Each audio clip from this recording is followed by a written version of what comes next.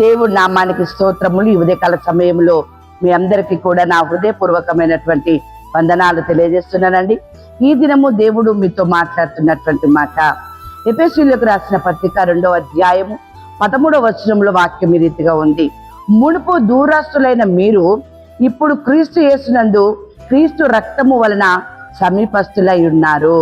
ఎంత అద్భుతం అండి.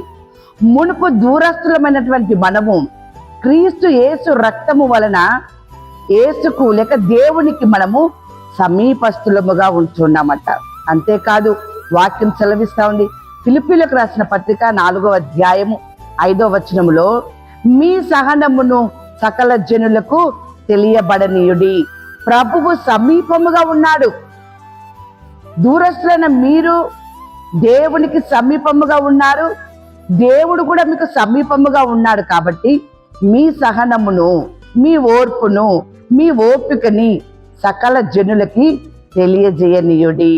వాక్యం సెలవిస్తా ఉంది కదా. ఇక్కడ మత్తయి సువార్త 8వ అధ్యాయము 3వ వచనములో యేసు ఒక వ్యక్తికి దగ్గరగా ఉన్నాడు. ఆ వ్యక్తి కూడా యేసుకు దగ్గరగా వచ్చినాడు.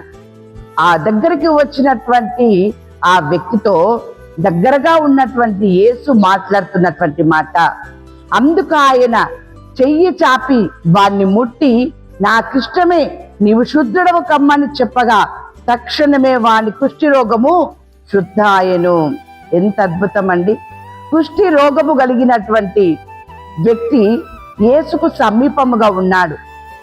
యేసు కూడా ఆ వ్యక్తికి సమీపముగా ఉండడం వలన వారిరువురు మాట్లాడినటువంటి మాటలలో యేసు ఆయన జీవితంలో గొప్ప కార్యం జరిగించినాడు.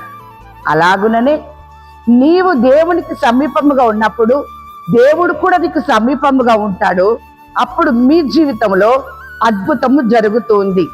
కాబట్టి దేవుడు మీకు సమీపముగా ఉన్నాడు. ఆ యొక్క భక్తుడు ప్రార్థన చేస్తున్నాడు. ఏమని ప్రార్థన చేస్తున్నాడు? నా పెదవులు అపవిత్రమైనవి అని చెప్పేసని. దేవునికి సమీపముగా ఉన్నాడు, కానీ అపవిత్రుడుగా ఉంటూ ఉన్నాడు. ఎప్పుడైతే నేను అపవిత్రుడను అని ఎప్పుడైతే తన యొక్క పాపమును ఒప్పుకున్నాడో అగ్ని వచ్చి ఆయన పెదవులను తాకి పవిత్రపరిచిన దేవుని బిడ్డలారా, ఈరోజు దేవుడు నీకు సమీపంగా ఉన్నాడు. నీవు కూడా దేవునికి సమీపముగా ఉండాలి. అప్పుడు దేవుడు నిన్ను పవిత్రపరుస్తాడు. వాక్యం సెలవిస్తా ఉంది కదా ఇక్కడ దేవుని బిడ్డలారా. 121వ కీర్తన 7వ వచనములో ఏ అపాయము రాకుండా యెహోవా నిన్ను కాపాడును, ఆయన నీ ప్రాణమును కాపాడును. దేవుడు నీకు సమీపముగా ఉండి ఆయన నీకు ఏ అపాయం కూడా రాకుండా నిన్ను కాపాడుతూ ఉన్నాడు.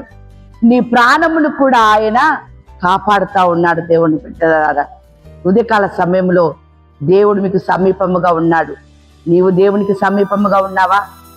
ఒకవేళ సమీపముగా లేకుండా దూరముగా ఉన్నావేమో, నీ పెదవులు అపవిత్రముగా ఉన్నాయేమో, నీ ప్రవర్తన దేవుడికి అయిష్టముగా ఉందేమో, ఈరోజు నువ్వు దేవునికి సమీపముగా ఉండు.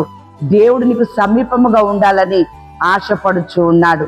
వాక్యం సెలవిస్తా ఉంది కదా ఇక్కడ 91వ కీర్తన 16వ వచనములలో దేవుడు మీకు సమీపముగా ఉన్నప్పుడు శ్రమలో నేను అతనికి తోడై ఉండేదను, అతన్ని విడిపించి అతన్ని గొప్ప చేసేదను, దీర్ఘాయువు చేత అతన్ని తృప్తిపరచెదను, నా రక్షణ అతనికి చూపించెదను. ఎంత అద్భుతం అండి.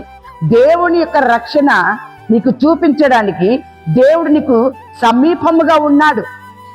ఈ రక్షణ నువ్వు చూడాలంటే, దీర్ఘాయువు నువ్వు పొందుకోవాలంటే, శ్రమలలో దేవుడు నీకు తోడై ఉండాలంటే, నీకున్నటువంటి పరిస్థితుల నుండి నిన్ను విడిపించి నిన్ను గొప్ప చేయాలి అంటే సమీపముగా ఉండడానికి వస్తున్న నీ దేవునికి నీవు సమీపస్తుడుగా నీవు ఉండాలి. దేవుని బిడ్డలారా, ఎలా అవుతుంది అది?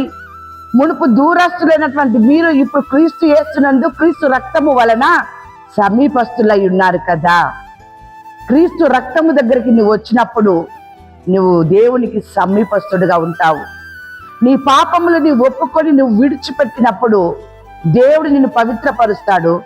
దేవుడు నీకు సమీపముగా ఉంటాడు. నీవు కూడా దేవునికి సమీపముగా ఉండేటటువంటి స్థితిని దేవుడు నీకు కలుగజేస్తా ఉంటాడు. ఈ ఉదయకాల సమయంలో దేవుడు మీతో మాట్లాడుతున్నటువంటి మాట 91వ కీర్తన 14వ వచనం, అతడు నా నామము నెరిగిన వాడు గనుక నేనతన్ని గణపరచెదను. ఎంత చక్కని మాట అండి. దేవుని నామాన్ని నువ్వు ఎరిగి దేవునికి సమీపముగా ఉంటే దేవుడు నీకు సమీపముగా ఉండి నిన్ను నీ కుటుంబాన్ని ఆయన దేవుడు బిడ్డల గణపరచెదను అంటున్నాడు. ఆ రీతి ఆశీర్వాదము మీకు మీ కుటుంబానికి నిండారుగా దేవుడు కలగజేయును గాక. ఆమేన్.